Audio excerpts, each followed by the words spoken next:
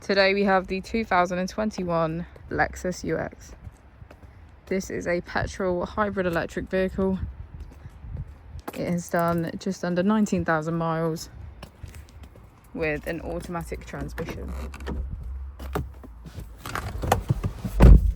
To the left of our steering wheel, we have cruise control as a feature, as well as our automatic headlights. On the right, we have cruise control and automatic wipers. Moving on to our screen, we can access apps, climate control, smartphone integration, information and navigation. If we put the vehicle into reverse, we can see that it comes with a parking camera with parking sensors.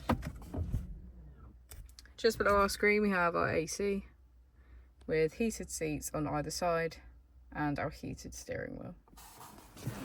As we go into the back of the vehicle, we can see that we have a full black interior.